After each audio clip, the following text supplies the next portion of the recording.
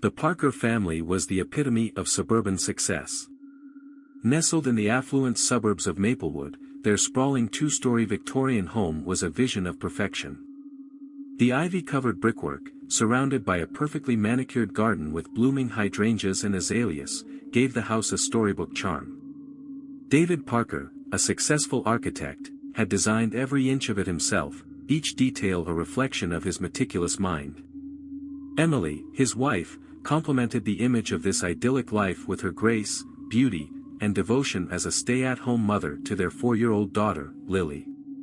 The Parkers were the envy of the neighborhood. They were the hosts of elegant dinner parties, active participants in charity events, and beloved by their friends. David's professional success had given them financial security, but beyond that, it painted the picture of a family whose life was well orchestrated and in balance. Yet beneath the surface of this seemingly perfect life, cracks were beginning to form. As David's career progressed, it required more of his time, pulling him away from the very life he had so carefully built. Long hours at the office, frequent business trips, and the endless demands of his clients left him exhausted and emotionally distant. Emily, once the center of his world, now found herself alone in the evenings, staring into the vast, empty spaces of their home, consumed by loneliness. David had become a ghost in their marriage, physically present on occasion, but mentally and emotionally absent. Their conversations had become transactional, reduced to discussing household logistics or the care of their daughter. The warmth and affection that had once defined their relationship had withered, leaving Emily feeling invisible, her needs unmet. She hadn't planned to fall out of love, but in the silence of those lonely nights, the emotional chasm between her and David only grew deeper. It was in the midst of this growing isolation that Richard Parker, David's father, began to step into the void. Richard had always been a charismatic figure, a successful real estate developer who, despite being in his late 60s, retained the charm and magnetism that had defined him throughout his life. Widowed 5 years earlier after the sudden death of his wife, Margaret, Richard had grown closer to his son's family in the years that followed. What began as regular visits to spend time with his granddaughter slowly transformed into something much more significant as Richard became a constant presence in Emily's life. At first, Richard's visits seemed innocuous. He would drop by to help with minor repairs around the house or to spend time with Lily, filling the gaps left by David's frequent absences. Emily appreciated his company. After all, he was family, and she valued his kindness and wisdom. But over time, their conversations became more personal. Richard confided in Emily about his grief after Margaret's death, about the loneliness he still felt despite the passage of time. Emily, in turn, opened up about her own struggles, her growing dissatisfaction with her marriage, her sense of abandonment, and her yearning for the connection she had once shared with David. As they spent more time together, Emily began to see Richard in a different light. He was attentive, thoughtful, and present in a way David no longer was. He complimented her, not just on her appearance but on her intelligence, her strength, and her role as a mother. Richard's words, his attention, and his charm filled a void in Emily's life that she hadn't even fully realized existed. She began to look forward to his visits, to the ease with which he made her laugh, to the warmth of his company. The turning point came on a chilly autumn evening. David was away on yet another business trip, and Emily had invited Richard to join her and Lily for dinner. After Lily had been put to bed, Emily and Richard sat together in the living room, a bottle of wine between them, the fire crackling softly in the background. Their conversation flowed freely, and as the night grew later, the atmosphere in the room shifted. Richard's gaze lingered on Emily's face a little too long, and she found herself blushing under his scrutiny. She knew what was happening, she could feel the magnetic pull between them, but she wasn't ready to admit it. When Richard reached across the couch and placed his hand on hers, the gesture was tentative but deliberate. Emily didn't pull away. Instead, she looked into his eyes, and in that moment, all the boundaries between them dissolved. The kiss that followed was soft, tentative at first, but it quickly deepened as months of unspoken desire rushed to the surface. When they finally pulled apart, both of them were breathless, caught between the thrill of the moment and the crushing weight of what they had just done. For a moment, the enormity of their actions hit them both. Richard, overcome with guilt, muttered an apology and quickly left. Emily, her heart pounding, sat alone in the darkened living room, the taste of his kiss still lingering on her lips. She had crossed a line, one that she could never uncross, and deep down, she knew that her life would never be the same. In the days that followed, both Emily and Richard wrestled with the consequences of that kiss. They tried to convince themselves that it was a mistake, a momentary lapse in judgment that wouldn't happen again. But the pull between them was too strong, too intoxicating to resist. What had begun as a spark of desire quickly evolved into a full-blown affair. The affair was intoxicating, filled with stolen moments and secret trysts. Emily and Richard met wherever they could, at hotels on the outskirts of town, in Richard's sleek Mercedes, and occasionally even at his office late at night when no one was around. They were careful at first, taking every precaution to ensure that no one would find out, but as their passion intensified, so did their recklessness. Emily, caught up in the whirlwind of her newfound love, began to neglect her duties at home. She made excuses for her absences, telling David that she was volunteering more at Lily's preschool or that she was reconnecting with old friends. David, preoccupied with his career, barely noticed the changes in his wife's behavior. He attributed her distance to the stresses of motherhood and the monotony of their routine, never once suspecting that she might be involved in an affair, let alone with his own father. Richard, too, found himself increasingly consumed by the relationship. For the first time since Margaret's death, he felt alive, desired, and needed. Emily awakened a passion in him that he had thought was long gone, and despite the guilt he felt for betraying his son, he couldn't bring himself to end it. The thrill of being with Emily, of sharing something forbidden and dangerous, was too intoxicating. But as the affair continued, the emotional toll began to weigh heavily on both of them. Emily, torn between her love for Richard and her responsibilities as a wife and mother, found herself in a constant state of guilt and anxiety. She loved David once, she knew she did, but whatever had once been between them had faded, and she couldn't see a way back. And Richard, despite his best efforts to keep the affair hidden, began to fear that they were growing careless. Affairs, no matter how carefully concealed, have a way of unraveling. The first inkling of suspicion entered David's mind when he found a hotel receipt in Emily's purse. It was from a hotel on the outskirts of town, dated for a night when Emily had told him she was out with friends. At first, David brushed it off. Maybe Emily had gone there for a charity event, or perhaps it was related to her volunteer work. But the seed of doubt had been planted. Over the following weeks, David began to notice other things that didn't quite add up: late-night phone calls that Emily quickly ended when he entered the room, unexplained absences, and the way she seemed distracted, lost in thought even when they were together. He started checking her phone when she wasn't looking, going through her messages and call logs, but he found nothing incriminating. Emily had been careful to delete any trace of her communications with Richard. But David's unease continued to grow. He couldn't shake the feeling that something was wrong, that Emily was hiding something from him. He began to pay more attention to the way she acted around his father. Were they too comfortable with each other? Did their glances linger just a little too long? David didn't want to believe it, couldn't believe it, but the more he thought about it, the more the pieces began to fall into place. One evening, David returned home from a business trip a day early, hoping to surprise Emily. As he stepped through the front door, he heard her voice coming from the kitchen. She was on the phone, speaking in hushed tones, and David froze, listening to the conversation. He couldn't hear everything, but he caught enough to know that she was speaking to his father, and the way she was speaking to him made it clear that this wasn't just a casual conversation. David's heart pounded in his chest as the realization hit him like a freight train. His wife was having an affair with his father. The betrayal was so profound, so unimaginable, that for a moment, he couldn't breathe. He stood there, rooted to the spot, his mind racing.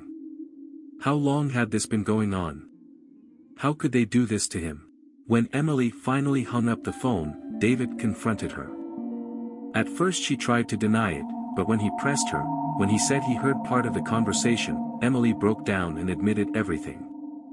The truth came spilling out, how the affair had started, how long it had been going on, and why she had been drawn to Richard in the first place. Emily pleaded with David, tears streaming down her face, begging for his forgiveness. She told him that she hadn't planned for any of this to happen, that she had felt so alone and unloved, and Richard had simply been there at the right moment. David, numb with shock and disbelief, couldn't comprehend the magnitude of what he was hearing. His wife, his Emily, and his father, the man he had respected his entire life, had betrayed him in the worst possible way. The images of the life they had built together flashed through his mind, their wedding day, the birth of their daughter, the home they had created. All of it felt like a lie, an illusion shattered by this revelation. In the days that followed, David withdrew into himself. He went through the motions of life, barely interacting with Emily, avoiding her gaze, and trying to keep a semblance of normalcy for the sake of their daughter, Lily. But inside, he was a maelstrom of emotions, rage, hurt, betrayal, and an overwhelming sense of loss. He couldn't sleep. Every time he closed his eyes, images of his wife and father together flooded his mind. It was unbearable, and the fury he felt toward them both only grew stronger with each passing day. Emily tried to make amends, though she wasn't sure how. She knew the damage she had done was irreparable, but she clung to the hope that maybe, just maybe, they could find a way through it. She promised to end the affair, to cut all ties with Richard, and to focus on repairing her marriage. But deep down, she knew that something fundamental between her and David had been broken, and she feared it could never be mended. Richard, too, was racked with guilt. He had been avoiding both David and Emily since the confrontation, unsure of how to face the destruction he had caused. He had lost his son's trust, his respect, and likely his love. Despite his deep feelings for Emily, Richard began to realize the devastating consequences of his actions. He had crossed a line, and now he was paying the price. David, however, couldn't move past the betrayal. Every time he saw Emily, every time he thought of his father, the rage inside him simmered. It wasn't just about the affair, it was about the violation of the deepest trust he had placed in the two people closest to him. It was about the destruction of his family, the life he had worked so hard to build. It was about the humiliation he felt, knowing that everyone in their tight-knit community would soon learn of his wife's infidelity and the sordid details of the affair. And then there was Lily. David couldn't bear the thought of his daughter growing up in a broken home, torn between parents who could no longer stand to be in the same room. He didn't know how to protect her from the fallout that was sure to come, and the thought of losing her, of her being caught in the middle of this nightmare, was the only thing that kept him from completely losing control. But as the weeks wore on, the pressure of keeping everything together became too much. David could feel himself unraveling. His thoughts turned darker, more violent. He couldn't escape the images of Emily and Richard together, and the more he dwelled on it, the more his hatred for his father grew. It wasn't just betrayal, it was a violation of everything sacred, and David couldn't let it go. The night of the murder was cold and oppressive, with storm clouds looming heavy in the sky. A bitter wind howled through the trees, rattling the windows of the Parker home. Inside, David sat alone in the darkened living room, a glass of whiskey in his hand, staring blankly at the wall. Emily had taken Lily to stay with a friend for the weekend, giving David the space he needed to clear his head, or so she had thought. But instead of bringing clarity, the solitude only deepened his anger. He felt abandoned once again, left to grapple with his demons while Emily and Richard remained free from the consequences of their actions. The whiskey burned as it slid down David's throat, but it did nothing to numb the pain. Instead, it fueled the fire inside him, making his rage burn even hotter. He thought about Richard, sitting in his luxurious house just a few miles away, probably sipping his own expensive bourbon, without a care in the world. Richard had stolen his wife, his happiness, his peace of mind, and David couldn't let him get away with it.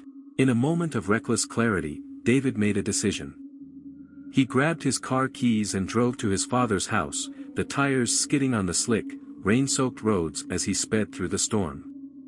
His mind was a whirlwind of anger and confusion, but one thought dominated everything else: Richard had to pay. When David arrived, the house was dark, save for a single light in the study. He let himself in using the spare key he still had, the one Richard had given him years ago when they were still on good terms. The air inside the house was heavy, and the silence was deafening. David's heart pounded in his chest as he crept down the hall, his wet shoes leaving muddy footprints on the hardwood floor. He found Richard in the study, seated in a leather armchair, reading a book by the fire. He looked up when David entered, surprise flashing across his face, followed by a flicker of fear as he saw the look in his son's eyes. Before Richard could speak, David lunged at him, tackling him out of the chair and sending them both crashing to the floor. Richard struggled to push his son off, but David was fueled by months of pent-up rage and adrenaline. David's fists came down hard and fast, landing blow after blow on Richard's face and chest. Blood spattered across the room, staining the walls and carpet as Richard gasped for breath, trying in vain to defend himself. But David was relentless, his vision clouded by the red haze of fury. He grabbed a brass candlestick from the mantel and swung it with all his strength, smashing it against Richard's skull with a sickening crack. Blood and bone splattered across the room as Richard collapsed, lifeless, onto the floor. But David didn't stop. He continued to strike, again and again, each blow more vicious than the last. By the time he was finished, Richard's face was unrecognizable, a bloody, mangled mess. David stood over the body, panting, his hands trembling as he stared down at what he had done. The room reeked of blood and death, the once cozy study now transformed into a brutal crime scene. For a long time, David just stood there, his mind racing.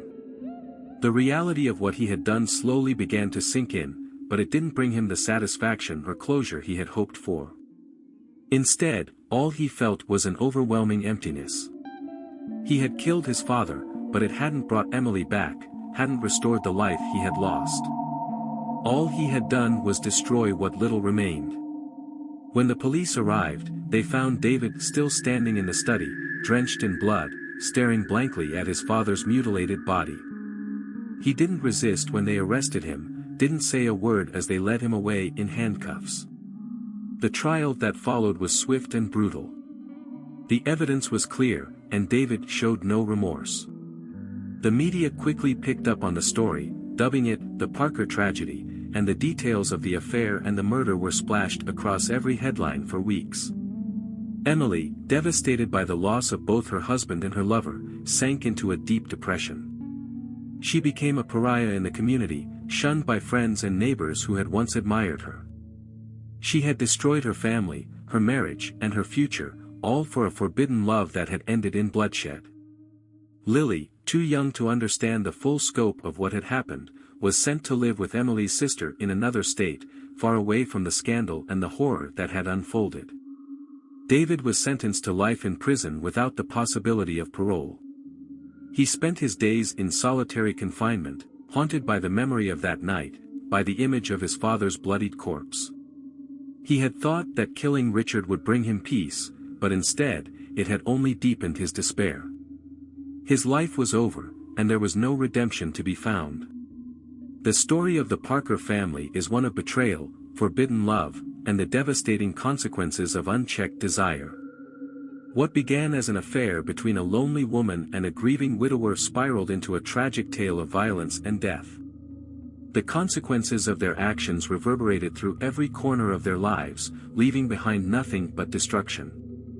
At its core, this is a story about the fragility of trust and the dark depths to which human emotions can sink when love, betrayal, and anger collide. The affair between Emily and Richard wasn't just a betrayal of David, it was a betrayal of the very foundations of family, loyalty, and love. It tore apart everything they had built and left them all broken. In the end, no one escaped unscathed. David lost his father, his wife, and his freedom. Emily lost the man she loved, her family, and her place in the community. Richard lost his life in the most brutal and degrading way imaginable, paying the ultimate price for the choices he had made. And perhaps most tragically, young Lily was left without both of her parents, her father locked away for life, her mother a shell of the woman she once was, destroyed by guilt and grief. This story speaks to the destructive power of secrets and how, when left unchecked, they can consume the people who keep them. Emily and Richard's affair was born out of loneliness and a desire for connection, but it quickly morphed into something much darker.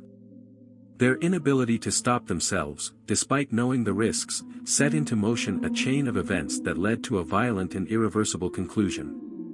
The murder itself, so savage, so driven by unrelenting rage, wasn't just the physical act of one man killing another. It was the culmination of months of emotional torment, of feelings David had bottled up, of the betrayal he had tried and failed to comprehend. When he finally snapped, it wasn't just Richard's life that was extinguished, but any hope of David ever regaining control over his own. In some ways, David's act of murder wasn't just about revenge. It was about regaining power over a situation that had spiraled so far beyond his control.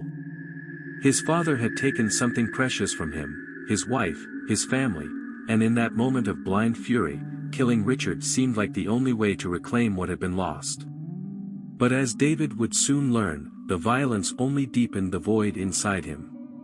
The aftermath of the tragedy spread like ripples on a pond, affecting everyone connected to the Parkers.